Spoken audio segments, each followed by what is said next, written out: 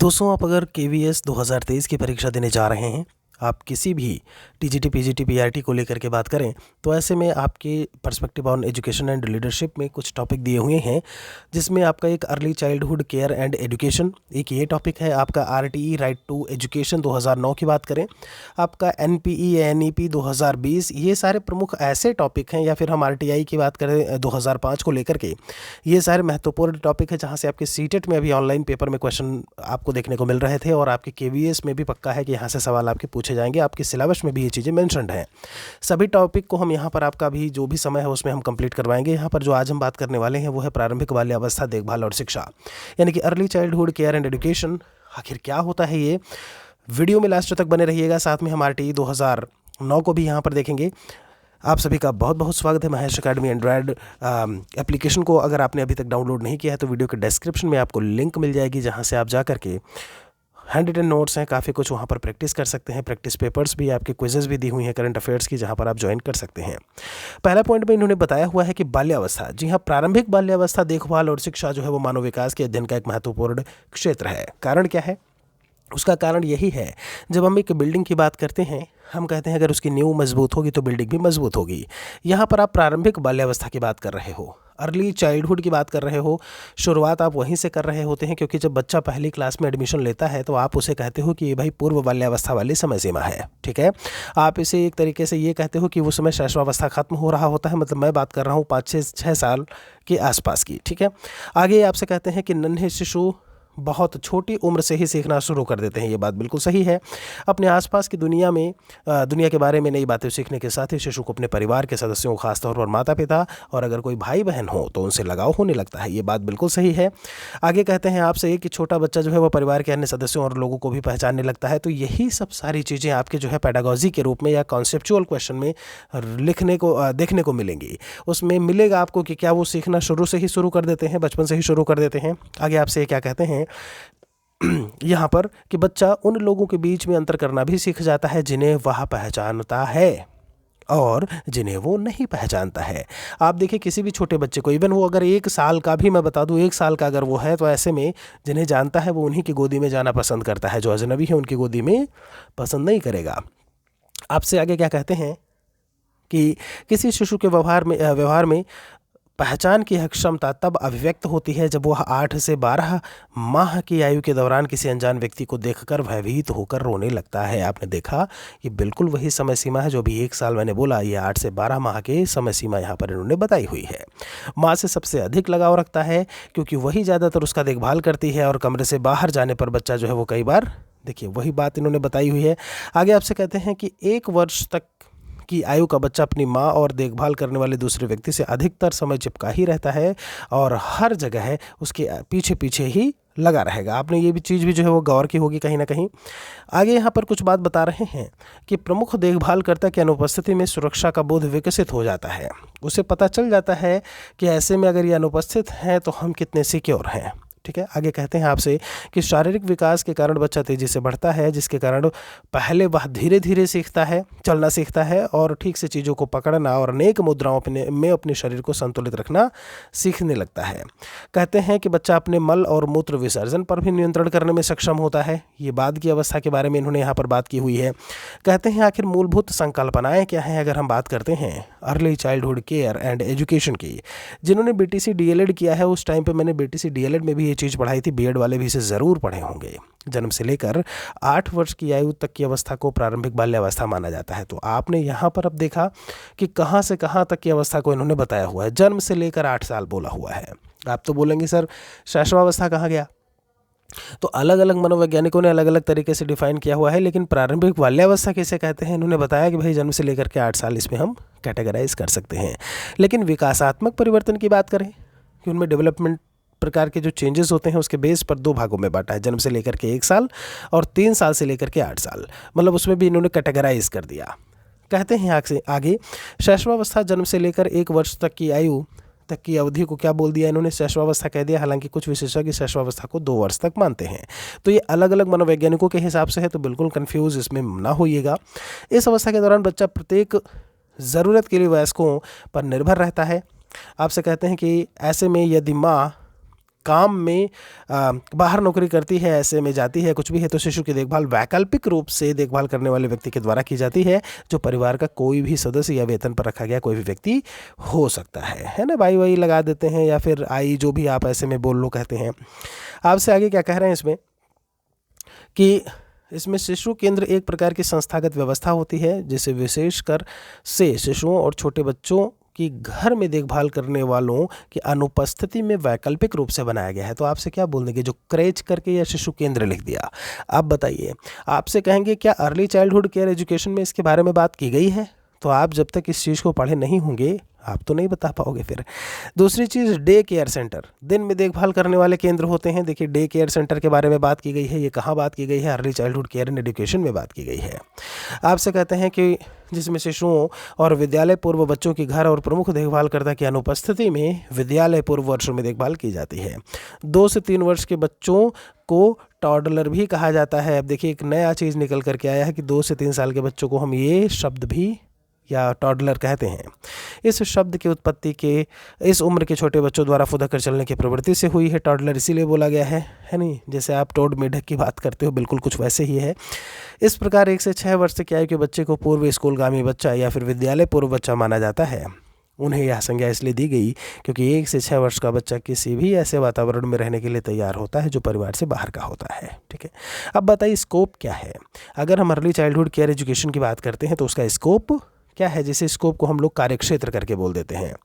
कहते हैं छोटे बच्चों के शिक्षक और देखभालकर्ता के रूप में प्रशिक्षित व्यक्ति नर्सरी स्कूल शिक्षक के रूप में कार्य कर सकते हैं। देखिए भाई ये बताया हुआ है इन्होंने यहाँ पर पहली चीज़।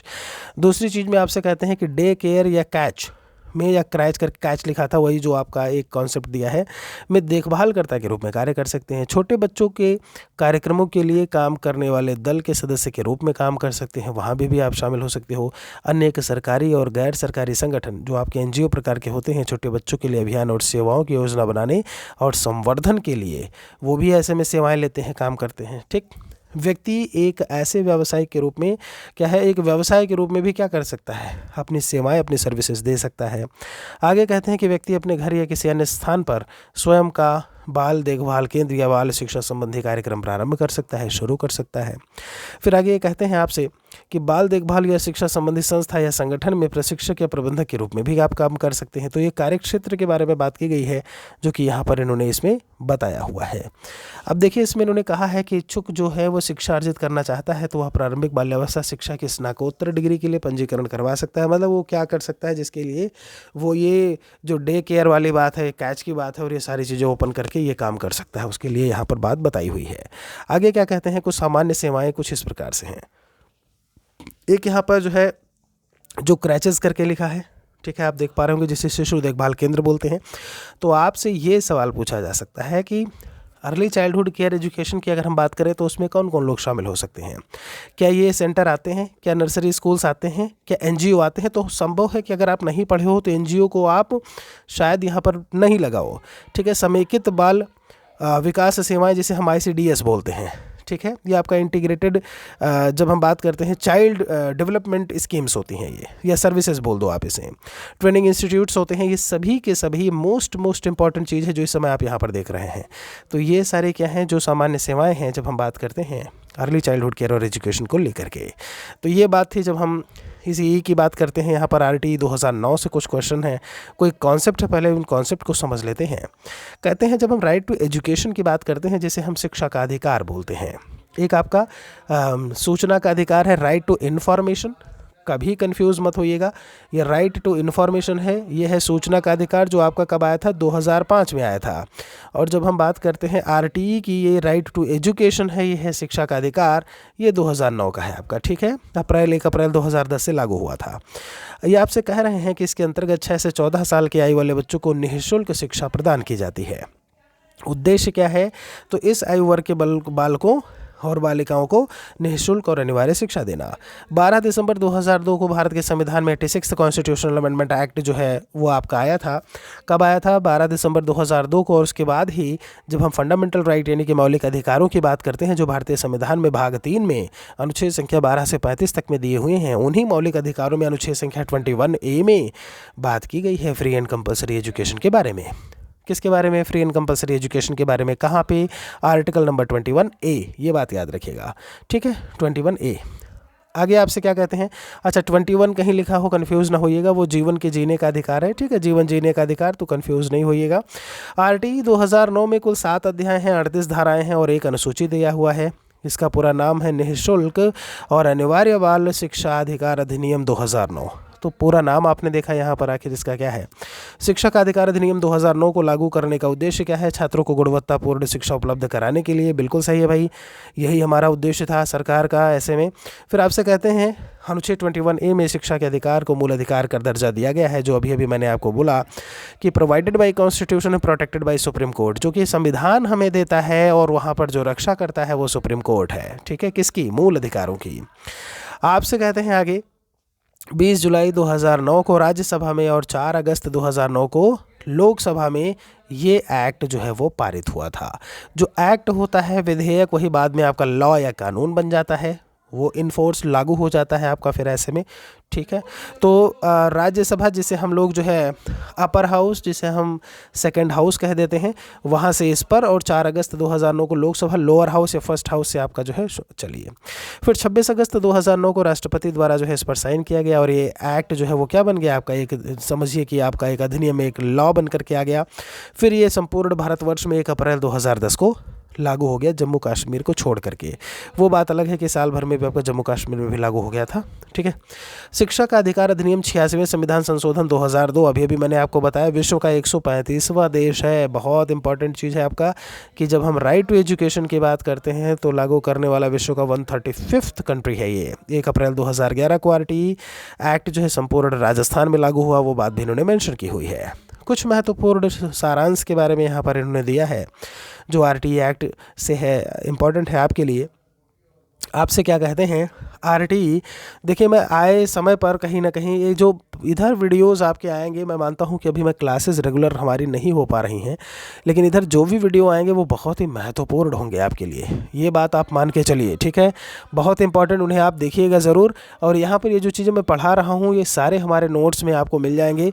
जो KVS PRT 2023 करके कोर्स है, एंड्रॉयड एप्लीकेशन जो महेश अकेडमी है, वहाँ पर मात्र 164 रुपये में ये सारे के सारे नोट्स कंप्लीट और MCQs के साथ में दिया हुआ है। ऐसे ही UP टेट का कोर्स, सुपर टेट का कोर्स आपके, है ना, हमने अभी करंट अफेयर्स की 20 टेस्ट सीरीज़ आपको दी हुई है, वो भी 20 रुपये में, केवल 20 रुपये में आप जाइए और 20 टेस्ट सीरीज़ कर सकते हैं। तो ये सारी सुविधाएं हैं, अब आपके ऊपर है कि आप कितना उसे जा करके ऐसे में लाभ उठा रहे हैं या पढ़ रहे हैं, ठीक है। RTE एक्ट 2009 को 7 अध्यायों में बांटा गया, 38 धाराएं, जैसे देखिए ये बताया हुआ है। ये संविधान संशोधन ये हुआ था, देखिए भाग 3 में शिक्षा में मौलिक अधिकार बन गया। ये पारित हुआ, ये पारित हुआ, हम बात कर चुके हैं, ठीक है। अब यहाँ पर आप देख पा रहे होंगे लिखा है जम्मू कश्मीर को छोड़ करके ये पूरे देश में लागू हुआ था और लागू करने वाला 135वां देश, ठीक। आपसे आगे क्या कहते हैं? उद्देश्य क्या है? तो शिक्षा का सार्वभौमीकरण करना, मतलब होता है यूनिवर्सलाइजेशन करना। यूनिवर्सल तरीके से हम क्या करें? शिक्षा, शिक्षित करने की बात करें, शिक्षा देने की बात करें। किस वर्ष से किस वर्ष? तो 6 से 14 साल, याद रखिएगा। यहाँ पर हमेशा जो है आप भूल जाते हैं और यहाँ से बहुत बार सवाल बना है। कहाँ से? ये क्वेश्चन जो यहाँ पर लिखा हुआ है कि दिव्यांग बालकों के लिए 6 से 18 वर्ष की आयु जो है वो निश्चित की गई है, ये बात याद रखिएगा। जबकि जो सामान्य बालक है उनके लिए 6 से 14 है, जबकि दिव्यांग के लिए जो है यहाँ पर फिजिकली हैंडीकैप की बात करते हैं तो कितना है आपका? 6 to 18 है। आगे चलते हैं। ये उसके बाद जो और महत्वपूर्ण चीज़ आती है कि RTE 2009 के हिसाब से कितने बालकों पर कितने शिक्षक होने चाहिए, कितने घंटे काम करने का है, कितने आपके बालक होने चाहिए, समझ रहे हैं आप? मतलब कितने बालक पर कितने शिक्षक होने चाहिए। अभी कल टेलीग्राम चैनल महेश अकेडमी पर मैंने डिटेल इसकी भेजी है कि कितने पर कितने टीचर होने चाहिए, तो शायद आप लोग उससे भी नहीं जुड़े होंगे, ज़रूर जुड़िए, वहाँ पर हम महत्वपूर्ण PDF फाइल वगैरह भेजा करते हैं, ठीक है। ये सारी चीज़ें, सुविधाएं आप ही के लिए हैं कि आप वहाँ से जुड़ें और लाभ उठाएं। तो यहाँ पर कक्षा दिया हुआ है, दिन दिया हुआ है और घंटा दिया हुआ है, ठीक है। मतलब न्यूनतम कार्य दिवस कितना होगा, शैक्षणिक घंटे कितने होंगे। तो न्यूनतम कार्य दिवस ही भाई सालाना वाली बात है, ध्यान रखिएगा। 1 to 5 में दिन का 200 दिया है, घंटे 800 दिया है। 6 to 8 का है तो दिन 220 दिया हुआ है और घंटे 1000 दिया हुआ है। दिमाग में बैठा लो, रट लो ये चीज़। और उससे जो सबसे ज़्यादा महत्वपूर्ण है वो भी आपको नीचे मिलेगी, जो यहाँ पर हम शिक्षक छात्र अनुपात की बात करेंगे। प्रतिदिन शिक्षण कार्य की बात करें तो कितना है, यहाँ पर कक्षा और प्रतिदिन शिक्षण कार्य है। प्राइमरी 4 घंटा दिया हुआ है, देखिए उच्च प्राथमिक में जो है इन्होंने 4.5 घंटा दिया हुआ है, अगर वो 6 to 8 है। ये कहाँ बताया गया है दोस्त? ये सारी चीज़ें जो है वो आपका राइट टू एजुकेशन 2009 का हिस्सा है। किसका हिस्सा है? RT 2009 का हिस्सा। वहीं जब हम स्टूडेंट टीचर के रेशियो की बात करते हैं तो अनुपात व्यवस्था धारा 25 में है, मतलब इस वाले उसमें जो है इन सभी के बारे में चर्चा की गई है, बात बताई गई है। क्या बताई गई है बात? तो ये कहते हैं प्राथमिक कक्षा में 30 विद्यार्थियों पर एक शिक्षक होना चाहिए। रेशियो कितना है? 30:1। 30 क्या है? स्टूडेंट, ये क्या है? टीचर। बात समझ में आ गई? ये रेशियो होगा। आगे कहते हैं जब हम उच्च प्राथमिक स्तर की बात करते हैं तो उच्च प्राथमिक स्तर में जो संख्या बताई वो 35 बताई हुई है। तो आपको 30 और 35 ये दोनों बातें याद रखनी है, ठीक है, उच्च प्राथमिक और प्राथमिक के लिए। अगर प्राइमरी कक्षा में 200 से अधिक विद्यार्थी है तो वहाँ पर छात्र और शिक्षक का अनुपात 40:1 हो जाएगा। जैसे ही 200 विद्यार्थी से अधिक होगा, भाई पहले में आप 200 तक तो समझ चुके कि अगर 30 बच्चा है तो 1 टीचर, 60 बच्चा है तो 2 टीचर, 90 बच्चा है तो 3 टीचर, 200 तक आप समझ गए। उसके आगे जैसे ही हम बढ़ेंगे तब जो रेशियो होगा छात्र और शिक्षक का वो कितना हो जाएगा?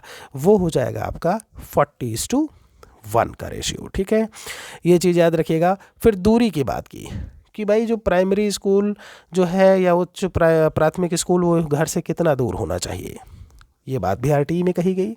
इन्होंने कहा 1 to 5 में जो है वो 1 किलोमीटर की दूरी पर होना चाहिए, 6 to 8 में जो है वो 3 किलोमीटर की दूरी पर होना चाहिए, मतलब इससे ज़्यादा ना हो। 3 साल के अंदर अंदर प्रत्येक आवास के पास विद्यालय होना चाहिए। ये बात भी जो है कहाँ बताई गई? RTE 2009 में। साप्ताहिक घंटे, जितनी बार इसको आप देखेंगे, ना जाने कितनी बार परीक्षा में यही चीज़ आपका पूछा गया है। अगर आप पेपर प्रीवियस देखे हैं तो सब कुछ यहाँ पर आपको समझ में आ रहा होगा। साप्ताहिक घंटे, सप्ताह में एक टीचर की न्यूनतम कितना घंटा देना होता है? 45 आवर्स, ठीक है, 45 घंटे की ड्यूटी होती है एक सप्ताह में। ये चीज़ याद रखिएगा। एक संडे आप छोड़ दो, 6 दिन की बात कर लो आप। ओके, आगे आपसे क्या कहते हैं ये RTE 2009 की धाराओं में अगर मैं बात करूं, धारा 3 में जो है देखिए 6 to 14 के मुफ्त शिक्षा की बात की गई है। अब देखिए यहाँ पर आपसे कहा गया ना, आपने पढ़ा होगा कि भाई प्राइवेट ट्यूशन नहीं दे सकते, तो इसके बारे में चर्चा कहाँ की गई है? 28 में की गई है कि ये जो प्राइवेट ट्यूशन बाजी है ये नहीं चलेगी। बात समझ में आ रही है? शारीरिक दंड निषेध है तो कहाँ बताया गया है? 17 में। तो आपसे ये नहीं पूछेगा कि किस धारा में है, बस आपसे ये सारी चीज़ें सवाल पूछे जाते हैं, शारीरिक दंड ये वो, बाकी आपसे धारा तो कभी नहीं पूछा गया। आपसे विद्यालय प्रबंध समिति बहुत इंपॉर्टेंट है इस बार। ये विद्यालय प्रबंध समिति मैं आपको अलग से भी बताऊँगा, आपके सिलेबस में दिया हुआ है कि इनमें क्या क्या होता है। मैं अलग से एक वीडियो लेकर के आऊँगा जल्दी ही, ठीक है, 1-2 दिन में आपको देखने को मिलेगा। इस समिति में 75% 3/4 सदस्य माता पिता या अभिभावक के होंगे और 50% यानी कि 1/2 महिलाएं सुनिश्चित होंगी तथा अध्यक्ष जो है वो माता पिता होंगे। बस यही तो सबसे इम्पॉर्टेंट चीज़ है। धारा 21 विद्यालय प्रबंध समिति, हम आपको अलग से जो वीडियो में बताएंगे, क्या बताएंगे, इन्हीं चीज़ों के बारे में बताएंगे कि सदस्य कौन होता है, अध्यक्ष कौन होगा, महिलाएं कितना हो सकती हैं। आप समझ रहे हैं? चलिए, अभी केंद्रीय विद्यालय में मैं जहाँ पर हूँ वहाँ पर अभी ये विद्यालय प्रबंध समिति जो है, ये स्कूल मैनेजमेंट अभी कमेटी बाकायदा यहाँ पर सब आए थे। इसमें आपका जो है जब हम SC की बात करते हैं वहाँ से भी एक होता है, जब अनुसूचित जाति की बात करते हैं महिलाएं भी होती हैं, बाहर से भी एक सदस्य को बुलाया जाता है, सब लोग होते हैं। आगे चलते हैं इसमें 27 की बात करें, यहाँ पर शिक्षक को जनगणना, आपदा राहत कार्य, चुनाव संबंधी कार्य के अलावा गैर शैक्षणिक कार्य में नहीं लगाया जा सकता। देखिए कुछ आपदा और बातें दी हुई हैं जिसमें लगाया जाएगा, बाकी में उन्हें नहीं लगाया जाएगा। 13 में व्यवस्था की गई है किसी प्रकार का डोनेशन या फिर यहाँ पर कैपिटल फीस नहीं लिया जाएगा, ठीक है। EWS के लिए 25% आरक्षण। अच्छा जी, यहाँ पर ये कहा गया कि बालकों की आयु के अनुसार प्रवेश दिया जाएगा। 29 में ये बात कही गई कि मातृभाषा में शिक्षा दी जाएगी। गांधी जी भी यही कहते थे, है ना, आपने देखा। फिर यहाँ से आप क्या कहते हैं कि गतिविधि और समग्र विकास पर केंद्रित जो शिक्षा है वो प्रदान की जाएगी। प्रत्येक विद्यालय पर एक लाइब्रेरी अनिवार्य है, प्रत्येक विद्यालय पर एक लाइब्रेरी होने की भी बात यहाँ पर कही गई है। तो ये सारी बातें हैं जो आपके राइट टू एजुकेशन में बताई गई हैं। यहाँ पर आगे आपके जितने भी महत्वपूर्ण टॉपिक आपके perspective on education and leadership में दिया हुआ है, सभी को एक एक करके हम बात करेंगे। वीडियो को लाइक और शेयर ज़रूर कर दीजिएगा। एक बार आप एंड्रॉयड एप्लीकेशन जो आप सभी का एप्लीकेशन है महेश एकेडमी, एक बार आप उसे चेक ज़रूर करिएगा। वीडियो के डिस्क्रिप्शन में लिंक दी हुई है। बहुत बहुत शुक्रिया आप सभी का। जय हिंद, जय भारत, वंदे मातरम।